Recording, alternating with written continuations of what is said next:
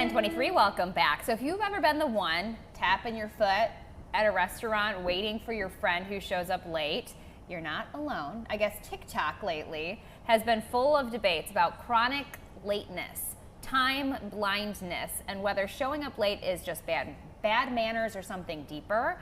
So how do we navigate this without hurting feelings or friendships? We're going to be joined by an expert here to talk about this, Natalie, which I feel like we could go on and on. Hi there, it's Akilah Siti. Hey Akilah, how are you? Hey, how are you guys doing? Thanks so much for having me. Hey, thanks for checking in. Okay, so what is the deal with this? I'm actually pleasantly surprised that people on TikTok are talking about it, because that means maybe that the younger generation is time conscious. Yeah. But talk about being late. I mean, that's pretty offensive, right?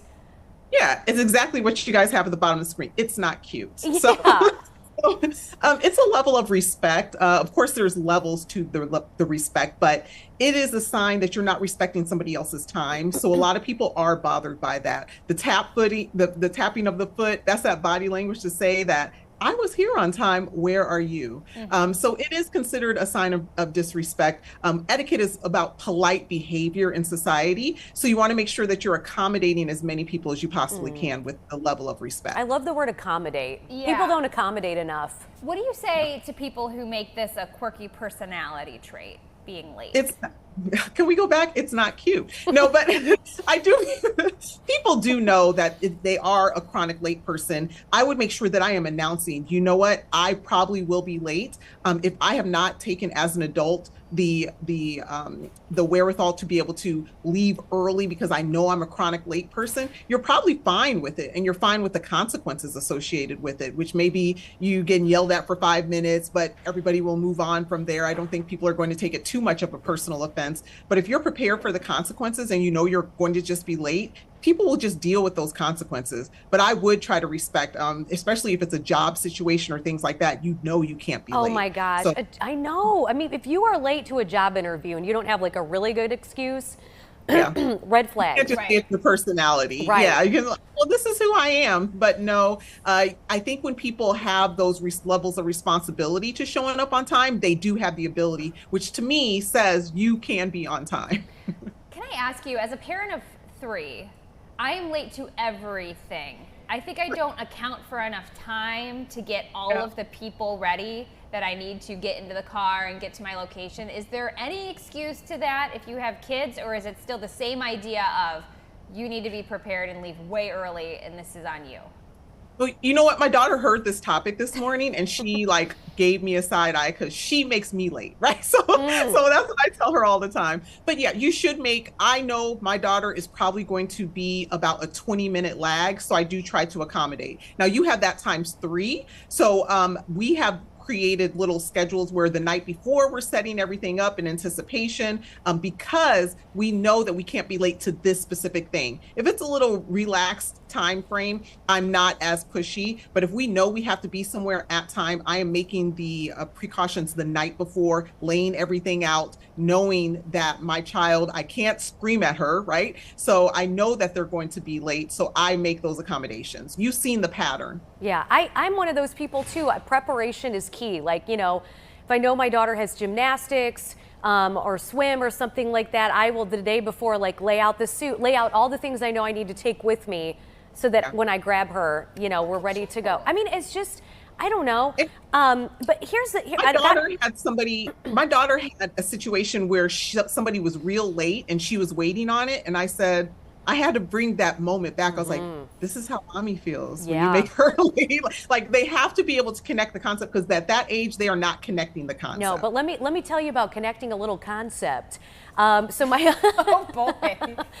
My husband, notoriously late, to the fact, I mentioned this earlier, Akilah Siti, that he has missed flights, okay, because of his tardiness. So it was a big problem when we first started dating. We got married, remained a problem, and we had a wedding to go to, our 2 very good friends. We needed to leave, and he was just getting in the shower. Okay, I'm ready to go, head to toe. So I knock on the shower door. How much longer are you gonna be? Doesn't respond. I get into an Uber, and I go to the ceremony, right? He calls me frantically, where are you? I'm like, I'm in the Uber like 10 minutes away from the ceremony. So he doesn't even end up getting there until like the middle of the ceremony. No yes, way. and his friends are like, where's Ed? And I'm like, I don't know, like, because I wasn't going to be late. I didn't want to be walking in as the bride walked down the aisle, because it had already happened to us once before. No. So anyway, I guess I bring this up because consequences. So because of that one time, he is rarely late anymore. Okay, sometimes he is, but for the most part, generally he's not. My question to you is, if you live with someone like this, or you've got a friend like this, is there a way to tactfully coach them to be better? Yeah, so if I can dump my growing up trauma, my parents were like this. So I'm not going to say who was the late one all the time, but it was they were the opposites with respect to that. And the same thing happened. They started going in separate cars, separate times. You know, I'm going to be on time. And then they kind of eventually merged together. We would tell one parent, I'm really trying not to say which parent, we would tell one parent that there's a different start time. I would not let them be in charge. If you know you are the timekeeper, there's a little bit more responsibility within the house to kind of keep that if it's really agitating you with respect to that. So I would take that load to be able to be responsible for maybe changing the time. Don't let them see the invite. It actually starts at this time, and that can help with creating where you guys can go to events together eventually again. If you're the one that's late all the time, is there a way to make it up to that person? Like, I am so sorry I'm late. What can I do to make this better? Like, as an etiquette coach. Yeah. Acknowledging it. Some people just like, what's the big deal, right? So acknowledging it, like, you are making this experience worse for me because I'm rushing to get to the event, or I'm not enjoying the beginning portion of the event. So explaining to the person why you are frustrated with respect to being on time. Again, going back to when we were talking about the children earlier, they need to understand why. They need to be able to connect those concepts. So if you can explain that and articulate that, maybe they'll be more sympathetic to the time issue. One of the things that I do now, my husband will say, like, what time do you want to leave? And I'll say 1 o'clock. And like, normally he's ready by that time. So I think that's another built-in way to kind of solve the problem, is now, instead of assuming, like, him doing the math in his head, like, okay, I think we need to leave at this time, he will ask. And so we're both on the same page. I like that, yeah. Which is kind of nice. You know, we both shoot for that time. Yeah. And then if I'm with the kids, you know, if he sees that it's getting close to that time and our daughter still hasn't brushed her teeth or doesn't have clothes on, then he will step up and say, okay, I'm, you know, hey, let me help you with this. I think I never leave enough time to get ready. I know I said that earlier in the show, but what I mean is, if we're having fun or something and I say, okay, we've got to leave in 30 minutes from now, my brain then shuts off the looking at the time, and I'm like, oh, 30 minutes is forever. And then we go about our business, and then it's 5 minutes before we have to leave, and it takes us 15 to get out the door. Akilah Siti, how do you plan for traffic? Because that is the worst part of doing anything. Yeah. If you live close to the city of Chicago, I mean, because it's just a crapshoot, you know? Yeah.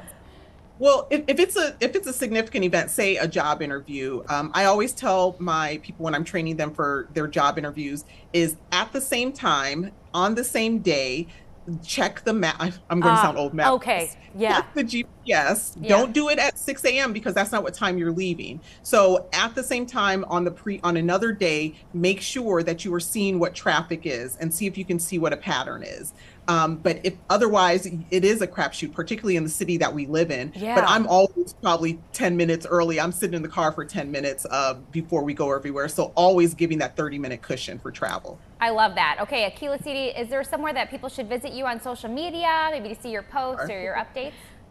It's all at Akilah Siti. I know it's a unique name. It's Akilah, AKILAH, So it's my first and middle name. All of those, you'll be able to find me. Beautiful. All right. Thank you so much. You're such a delight. Thanks for having me. I want you to be my friend because I know you're always going to be on time. I won't judge you either. So And I love the background of her. I know, Did you so see that, pretty. the wall behind her? Yeah. Well, coming up, we're going to talk about that MDMA experience that Lauren uses to see if it's safe, to see what you could expect if maybe you're interested in this. We'll be right back.